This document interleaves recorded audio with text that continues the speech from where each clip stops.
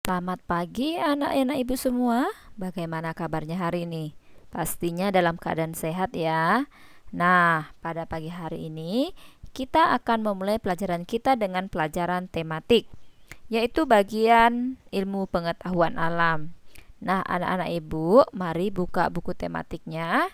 Tema 1, subtema 2. Ini kita akan mempelajari tentang perkembangbiakan hewan secara generatif. Nah, sebelumnya, minggu lalu kita sudah belajar tentang perkembangbiakan tumbuhan, baik secara vegetatif maupun generatif. Nah, sekarang adalah lanjutan materi pada minggu yang lalu. Nah, sekarang apa itu perkembangbiakan generatif? Masih ingat kan anak ibu kan? Nah, makhluk hidup itu mempunyai ciri-ciri.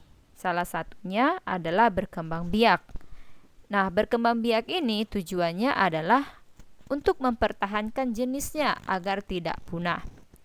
Perkembangbiakan hewan juga sama seperti tumbuhan, dibedakan menjadi dua, yaitu perkembangbiakan generatif dan perkembangbiakan vegetatif. Coba anak-anak ibu, apa itu perkembangbiakan generatif? Ya, perkembangbiakan generatif itu adalah perkembangbiakan melalui proses perkawinan. Kalau perkembangbiakan vegetatif itu adalah perkembangbiakan tanpa proses perkawinan. Nah, perkembangbiakan hewan secara generatif itu melibatkan antara induk jantan dan juga induk betina. Nah, berdasarkan cara berkembang biaknya, hewan dapat dibedakan menjadi 3 kelompok, yaitu hewan bertelur atau disebut dengan ovipar, hewan melahirkan disebut dengan vivipar, dan hewan bertelur dan melahirkan disebut dengan opovivipar. Sekarang, kita akan membahas satu persatu tentang pengelompokan hewan. Pertama adalah hewan yang berkembang biak dengan cara bertelur, atau dikatakan dengan ovipar. Di sana ibu perhatikan ya pada gambar, ini adalah salah satu contoh hewan yang berkembang biak dengan cara bertelur atau hewan yang berkembang biak dengan ovipar itu adalah ayam. Ovipar itu perkembangbiakan hewan secara bertelur. Sel telur dihasilkan oleh hewan betina ya di dalam ovarium. Sel telur ini kemudian dibuahi oleh sperma. Sel sperma dihasilkan oleh hewan jantan di dalam testis. Pembuahan sel telur oleh sperma dapat dilakukan dengan 2 cara. Yang pertama, bisa dengan melakukan pembuahan luar, namanya fertilisasi eksternal, yaitu pembuahan yang terjadi di luar tubuh hewan. Ya, artinya pembuahan itu terjadi di luar tubuh hewan, contohnya seperti pada hewan ikan dan juga hewan katak. Itu melakukan fertilisasi eksternal. Sedangkan pembuahan dalam, artinya fertilisasi internal ini, yaitu pembuahan yang terjadi di dalam tubuh hewan betina. Contohnya seperti hewan burung, ayam, dan juga cecak.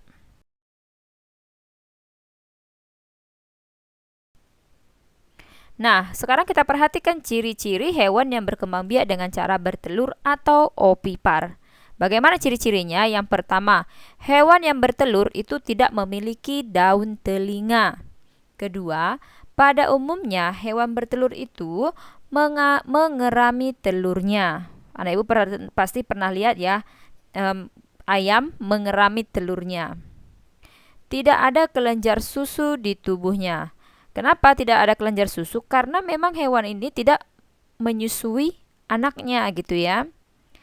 Nah, contohnya yaitu seperti burung, ayam, bebek, ular, cecak, tokek, ini adalah hewan yang berkembang biak dengan cara bertelur.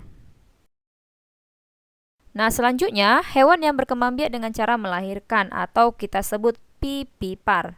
Bisa diperhatikan ya gambarnya. Pasti anak ibu ada ya pernah melihat hewan kucing ini. Vivipar itu adalah perkembangbiakan hewan dengan cara melahirkan. Perkembangbiakan dengan cara melahirkan ini dilakukan oleh hewan mamalia. Apa itu hewan mamalia? yaitu hewan yang memiliki kelenjar susu. Contohnya adalah hewan kucing, kerbau, sapi, gajah, kambing, dan masih banyak lain contoh hewan yang berkembang biak dengan cara melahirkan.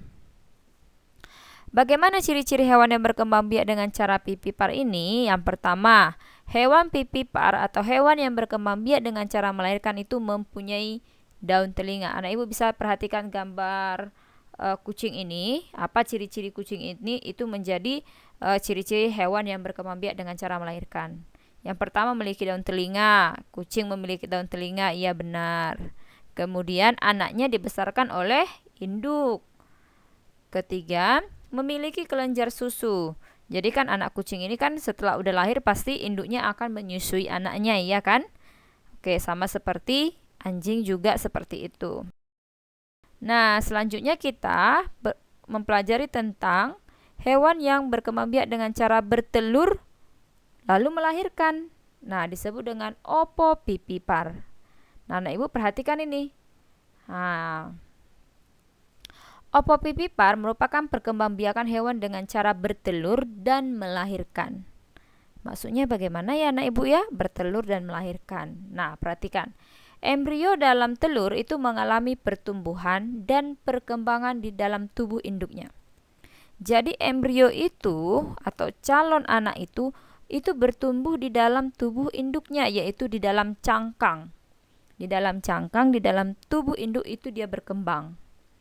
Tidak seperti ayam kan, kalau ayam itu bertelur, telurnya dikeluarkan baru dierami di luar, ya kan? Tapi kalau pada hewan pipipar, opopipipar ini, embrionya itu, calon anak itu, dia berkembang di dalam tubuh induknya, tidak dikeluarkan dulu dari tubuh induknya telur tadi, tetapi tetap di dalam tubuh induknya sampai pada saat embrio itu terus berkembang menjadi calon bayinya atau calon anaknya. Nah, contohnya itu kadal, ular boa, dan hiu. Jadi Ibu jelaskan tadi bahwa opopipar itu bertelur dan melahirkan. Hewan itu memang bertelur, tapi telurnya di dalam tubuh induknya. Calon anak itu tetap bertumbuh di dalam telur yang ada di dalam tubuh induknya. Nah, tiba saatnya akan usianya sudah pas, maka dia akan mengeluarkan telur dari tubuh induk ini. Begitu dikeluarkan telur dari tubuh induknya, maka telur itu langsung menetas tanpa harus dierami di luar seperti ayam. Nah, itu maksudnya nah Ibu ya. Adapun ciri-cirinya, yang pertama, pembuahan tadi terjadi di dalam tubuh induk betina. Terus setelah pembuahan terbentuklah yang namanya telur. Baru zigot itu akan bertumbuh menjadi embrio di dalam telur. Nah, makanan zigot itu adalah cadangan makanan di dalam telur. Baru embrio tumbuh menjadi janin, seperti Bu jelaskan. Tentang perkembangbiakan hewan secara generatif, yaitu perkembangbiakan hewan melalui perkawinan, yaitu yang melibatkan hewan jantan dan juga hewan betina. Nah, apabila anak ibu sudah paham tentang perkembangbiakan generatif pada hewan, sekarang anak ibu kerjakan tugas sebagai berikut. Nah, tugasnya itu dari LKS halaman 62 bagian 2, yaitu nomor 1, 2, 3, 7, dan 8. Silahkan dikerjakan di buku tugasnya anak ibu ya. Ditulis namanya nanti di buku tugasnya, ditulis soalnya yang rapi, kemudian tulis jawaban yang benar ya anak ibu ya. Kalau misalkan disuruh tuliskan ciri-ciri hewan berkembang biak dengan cara bertelur, nah maka anak ibu jangan menulis cuma 1 atau 2, tapi minimal 3. Minimal anak ibu menuliskan 3 ciri-cirinya, misalnya seperti itu ya anak ibu ya, biar lebih lengkap.